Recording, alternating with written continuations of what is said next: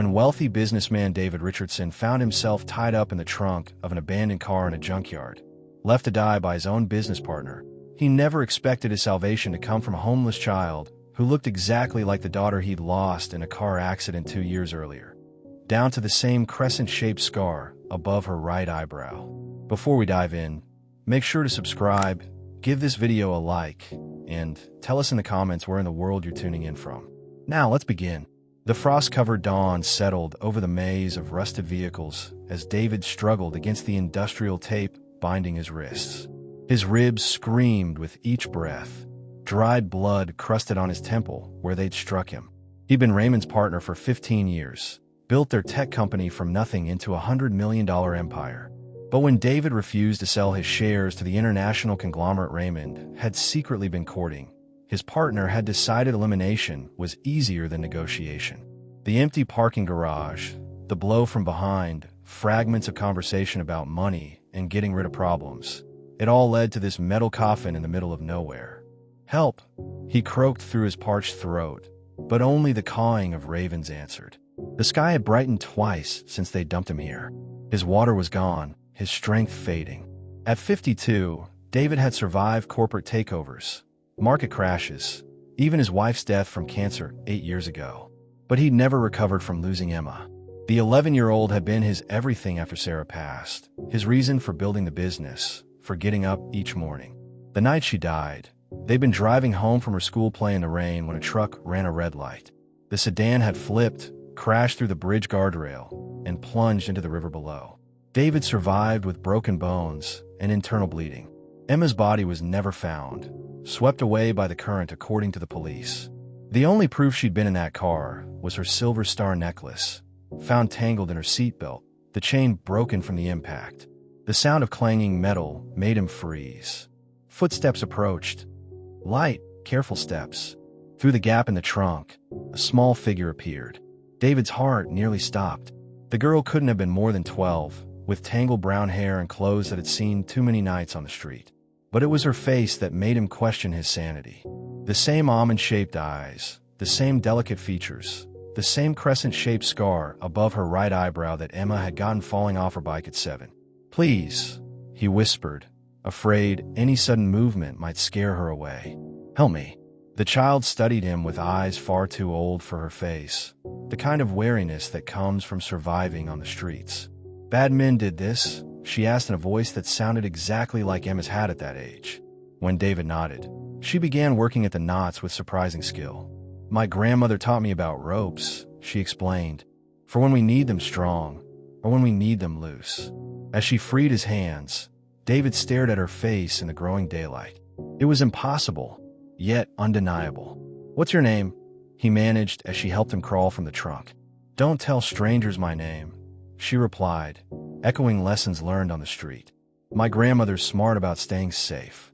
David's legs gave out as he tried to stand, his body protesting after days of confinement. The girl supported him with surprising strength for someone so small. "I'll get help," she promised.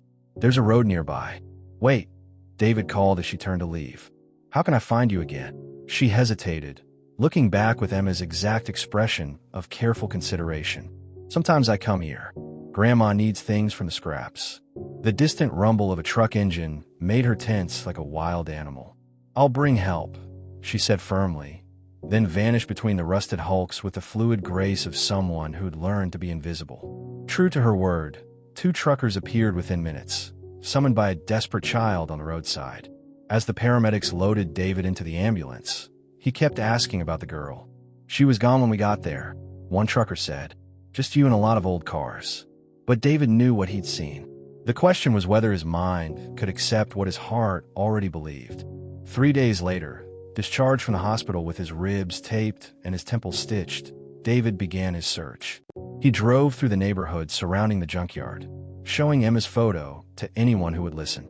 At a corner bakery, an elderly woman studied the picture carefully. "Looking for your daughter?" she asked.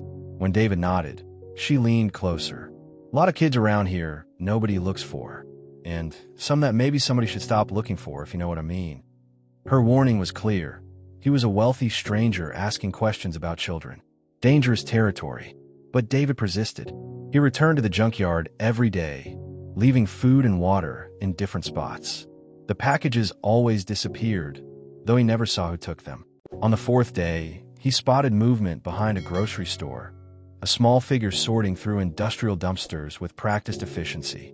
His heart hammered as he approached carefully. It was her, collecting metal scraps and copper wire with the focused determination of someone whose survival depended on it. "Hello," he called softly. She spun around, muscles tensed for flight, but something in her eyes showed recognition. "You're the man from the trunk," she said. David nodded, keeping his distance. "You saved my life. I wanted to thank you properly." The girl shrugged, as if freeing kidnapped businessmen was routine. "What's your name?" He pressed gently. She studied him for a long moment, weighing trust against a lifetime of caution. "Sophie," she finally answered. "My name's Sophie." The name wasn't Emma, but everything else was identical. David bought hamburgers and milkshakes, setting up an impromptu meal on overturned crates beside the dumpster. As Sophie ate with the desperate hunger of the chronically undernourished, David watched her every gesture, every expression.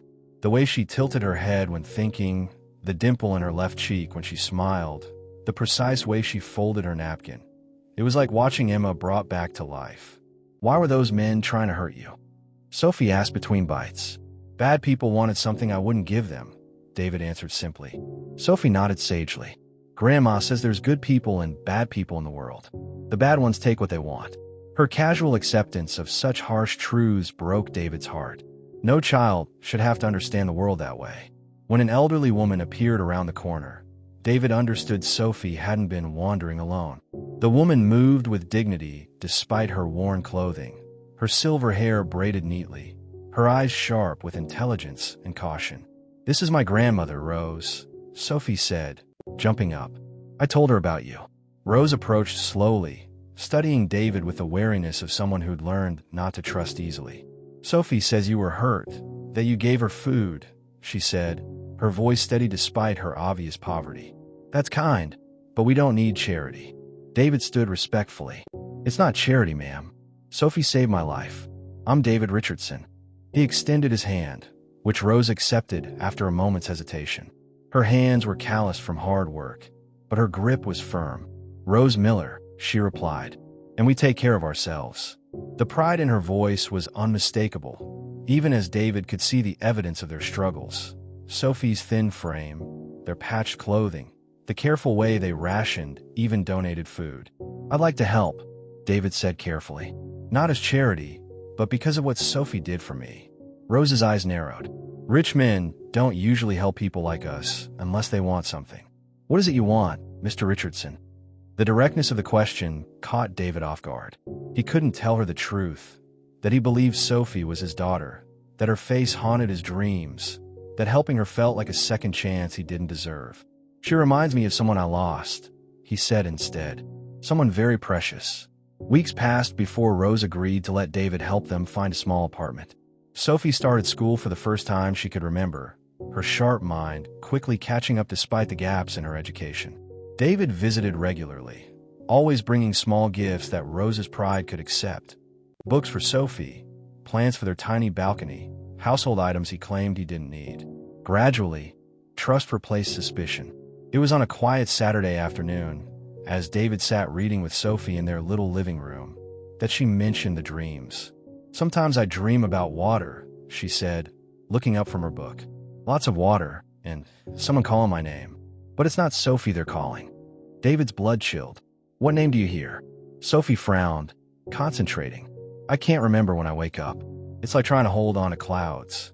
That evening, after Sophie had gone to bed, David finally told Rose the truth. He showed her Emma's photograph, watched her face pale as she recognized the identical features.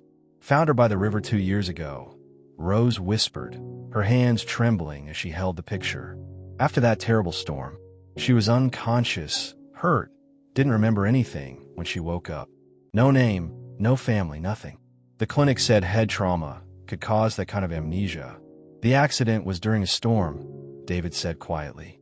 "The car went off Westwood Bridge into the river." Rose nodded slowly, pieces falling into place. "I was collecting scrap that morning. The water was high from the rain. full of debris. I almost walked past her, thought she was just another piece of trash washed up. Her voice broke, but then I saw her breathing. "Why didn't you call the police?" "Social services?" David asked gently. Rose's jaw tightened. "I tried, but a child with no ID, no family looking in that area, she'd have gone into the system, into some overcrowded shelter while bureaucrats decided her fate. I'd lost my own granddaughter to cancer 5 years before. This child needed someone to care, and I needed someone to care for. We saved each other." The next morning, David approached Sophie carefully. They sat in the small garden behind the apartment building, surrounded by the flowers she'd helped plant. "Sophie," he began, "do you trust me?" She nodded solemnly. "I want to show you something that might help with those dreams you have." He pulled out his phone, opening the photo gallery to a video from Emma's 11th birthday. "This was my daughter, Emma. She'd be about your age now." Sophie watched the screen intently as Emma laughed and opened presents, as David sang happy birthday in the background. When the video ended, Sophie was quiet for a long moment. "She looks like me," she said finally, touching the scar above her eyebrow. "But I don't remember her." David's heart sank. Maybe he'd been wrong. Maybe grief had made him see connections that weren't there. But that afternoon, as David played piano in his home studio, Sophie had asked to see where he lived. Something shifted. The melody was simple, a lullaby he'd composed for Emma as a baby, played every night until she outgrew the need for it. Sophie, who'd been exploring the house with Rose, suddenly appeared in the doorway. Her face had gone completely still, eyes wide with something between recognition and fear. "I know this song," she whispered. David's fingers stilled on the keys. "You do?" Sophie nodded slowly, walking toward the piano as if drawn by invisible strings. "Someone used to play it for me when I was scared or couldn't sleep or had bad dreams." She sat beside him on the piano bench, her small fingers finding the keys. Haltingly, with the muscle memory of years-old lessons, she began to play along. The melody was perfect, every note exactly as David had taught Emma before the accident. "I remember," Sophie said, tears streaming down her face. "My name is Emma. I remember everything." The words hung in the air, like a prayer answered. David pulled her into his arms as 2 years of grief and hope collided into overwhelming joy. Rose stood in the doorway, tears in her own eyes, watching the family she'd helped preserve finally heal. Emma's memories returned in waves over the following days. The accident, the cold water, losing consciousness as the car sank, waking up on the riverbank with no memory of who she was, found by Rose who gave her a new name and a new life. The dreams of water and voices calling a name she couldn't quite remember made sense now. Her mind had been protecting her from trauma, too overwhelming to process. "Will I have to leave Grandma Rose?" Emma asked on the third day, using both names that fit her now. David shook his head firmly. "This house is big enough for all of us. Rose's family now, always." Rose had given Emma life when she had nothing, had loved her without condition. Nothing would change that. 6 months later, the Richardson house buzzed with life again. Rose had her own wing of the mansion, though she insisted on maintaining their small apartment as well. "A person needs options," she said with characteristic pragmatism. Emma attended the local school, her quick mind making up for lost time with Rose's patient tutoring and David's support. The three of them had formed an unusual but unshakable family unit. Raymond was eventually convicted and sentenced to 15 years for kidnapping and attempted murder. David dissolved their partnership, buying out Raymond's shares at fair market value. "I won't profit from his crime," he told his lawyers, "but I won't be vindictive either. Getting Emma back is justice enough." He used Raymond's former shares to establish the Emma Foundation, focused on helping homeless children and families transition into stable housing. Rose insisted on heading the foundation's practical operations. "I know what these families need because I've been there," she said. "Meetings and paperwork won't put food on anyone's table." On a warm spring evening, as David played piano while Emma and Rose worked on homework at the kitchen table, he marveled at how completely his life had changed. The child he'd thought lost forever had not only returned, but brought with her a woman whose strength and wisdom had enriched all their lives.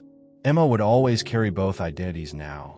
The privileged daughter who'd lost everything in a moment of rain and metal, and the resilient survivor who'd learned to find hope in abandoned places. "Dad," Emma said, looking up from her math homework. "Play the sleeping song." David smiled, beginning the lullaby that had brought back his daughter and completed their family. As his fingers moved over the keys, Rose hummed along softly, and Emma's clear voice joined in with words she'd remembered from before the darkness. The music filled the house with the sound of healing, of second chances, of a love strong enough to survive the worst that life could offer. Later that night, as David tucked Emma into bed, a ritual he'd never take for granted again, she looked up at him with eyes that held both innocence and hard-won wisdom. "I'm glad the bad men hurt you," she said solemnly. David raised an eyebrow. "That's a terrible thing to say," he teased gently. Emma grinned. "I know, but if they hadn't, we never would have found each other again.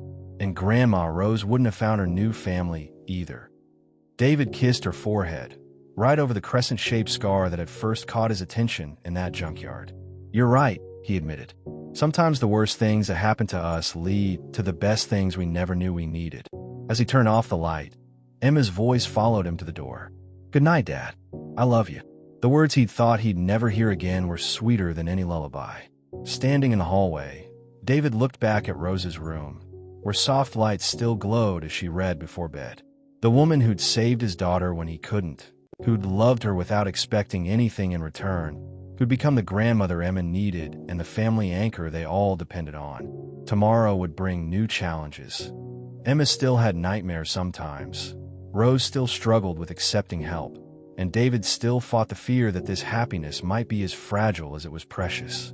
But tonight, in this house filled with music and laughter and the complex love of a family forged by choice rather than just biology, David Richardson knew he was the luckiest man alive.